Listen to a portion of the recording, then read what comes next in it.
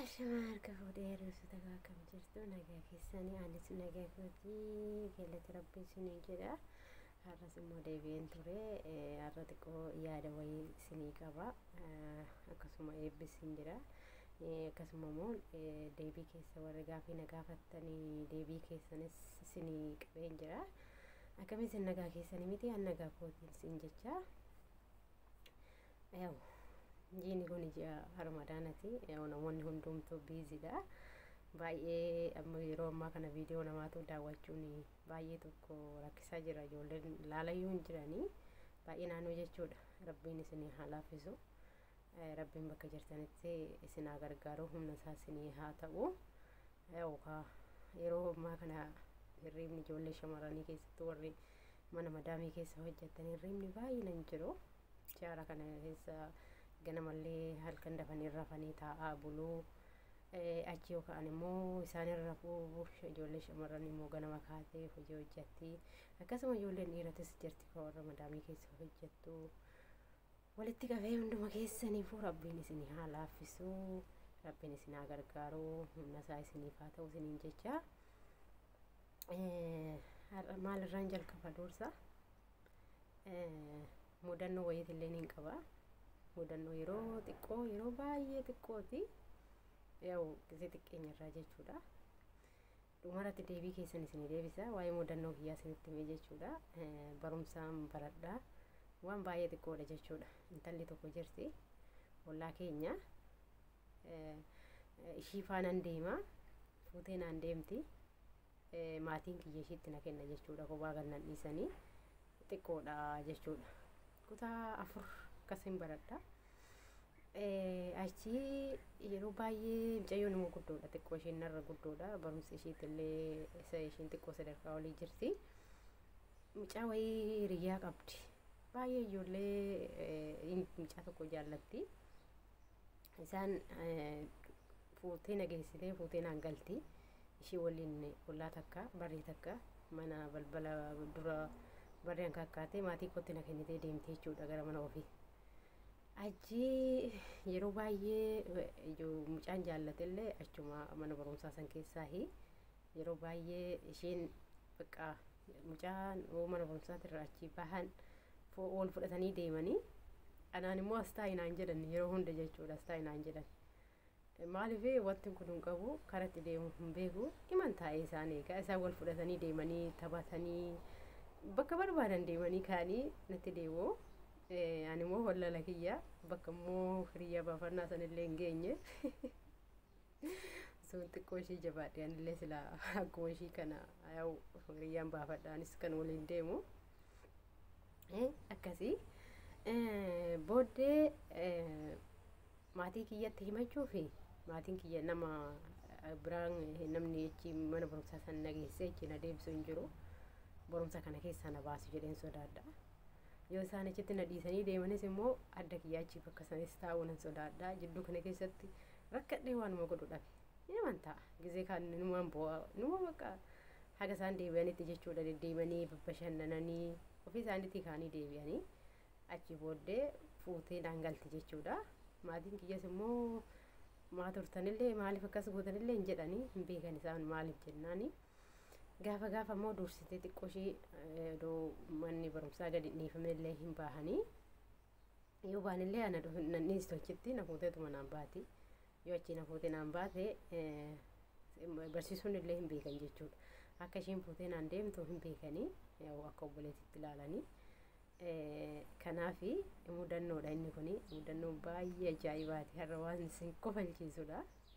Kanaafi anis odoo sadarkaa hiriyaa baafachuu san gahee xiqqoo hin geenye. Kanaaf malee hiriyaan baafadha kan fuudhee mana nageessu isiniin jecha. Gaafii keessaniif immoo mudannoon kiyyaa sumarratti dhaabata. Yeroo biraatis immoo akkanumatti wal bashannansiifna. Yoo gisuma hundaa waa'ee diraamaa, waa'ee baacoo, waa'ee maal jechuudha yeroo tokko akkanatti firii taanee wal bashannansiisuu qabna. Kan biraa immoo kanan isiniin jedhu warroonni keessan si dubbisuu barbaannaa samar lakkoofsa kennuu ergii naan jettanii ani yeroo tokko lakkoofsa isinii maxxanseen ture. Yoo ammaa fi siimin harkan jiru siniifan maxxansaa siimiin duraana jalaa dhaabatte naa hojjechaan jirtu jechuudha. Sa'aatii guyyaa muraasa naa hoobsa gaafa siimii baasee kan biraa baasee jedhee isiniifan maxxansaa rakkoon tokko hin jiru. Warroonni namoonni baay'een nagaa fi nagaa gaafatanii keessaan si dubbifna samarii keessaan si dubbifna namoonni baay'een keessaan si dubbisuu barbaadna akkas jettanii ani osoo koomentii hamma barbaadan jechuudha. Koomentii jalatti yaada keessan hunduma keessan barreeffattanii ani yaada keessan isinii deebisuu hin dadhabu. Maaliif koomentii keessan dubbisee koomentii nama kamiyyuu numan dubbisaan guyyaarraa koomentii osoo hin dubbisne oolu koomentii keessan dubbisee yaada keessan bal'inaan isinii deebisa. Kanaaf warroonni gaafii qabdan yaada keessan bal'inaan barreessaa.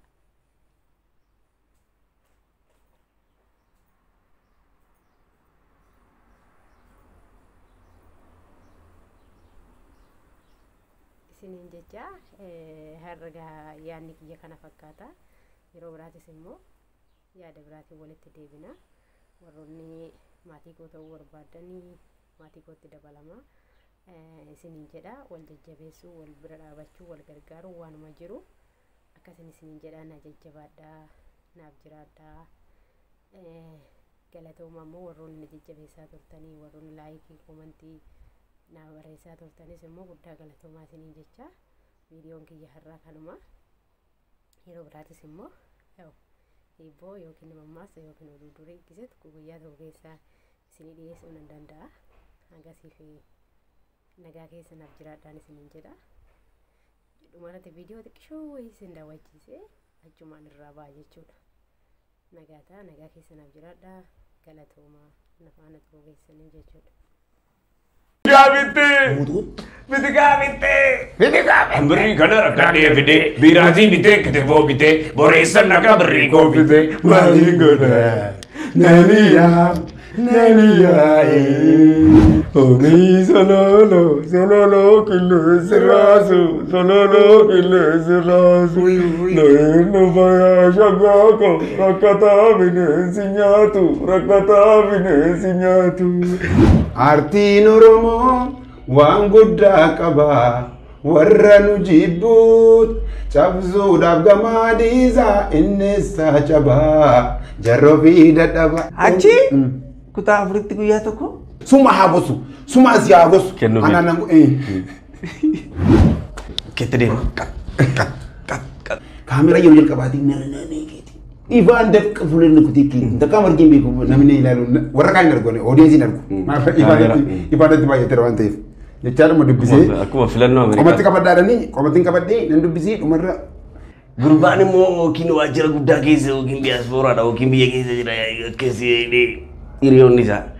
Birrii ji'a ja'aan darbee birrii 500 siif erginee fa'aa jira beektaa birrii Itoophiyaa salphatte dullatti tokko nyaattee buna tokko hojjette malsii ishee beebii ishee birrii lama ishee misi qabatee dullatti birrii 100. Sana booda gaafa naqee ol lixee humnaan isheen na dinnaa maskootiin akkas isa siigaattuudha mastaawatiidha. Banadhee ol seenee keessa galu.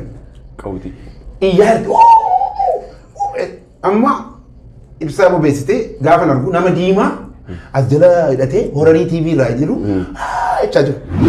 Inni qotee xaafii adii safaree. Inni lolee bakkee urjii qabatee. Inni baree ji'at birrii safaree. Yaasan lollee, yaasan qonnee, yaasan barree, yagonno isaa akka sareennaan. Akka walitti rukutaa fi. Anaa gosu giiftii koo, anaa gosu. Otuma nyaatamas gotamas jalan. Anaa gosu. Marqichatu bishaanne. Lafee kootii na ijaaramtu Oromiyaani dhiiga kootii na barreeffamu bilisummaani jedhe. Abbaa koo guddisee koo abbaa koo. Eessa nakasi biraa eessa akkam na godhe. Eessa na laatti ofiin bu'aa. Guddisee kee humna humna. Jaarsi kafanamee jira. Ayo gatii kenna harkatti hafee abbaa koo. Yeedaloo bareechatte. Umbaa gatii kenna harkatti hafee abbaa koo. Yeedaloo bareechatte. Uffata daaree booddee agamee ani lubbuu dhabee fira nagatee gaafas na didee areera gadaanaa fuudhu dhabe Muuda kamiitu garaa laaffise arraba hojjise. Waa'ee ho'iinsa qaamaatu barsiisutu waa'ee tempereecheraa maaltu barsiisu. Tun jeeqaanu naarti takkinani. Ati deebisi mucaan anan diddeeruma jeetta. Tempereechera qaama namaa maaliin safaru naan jedhe kubbayyaan jedhe. Which is no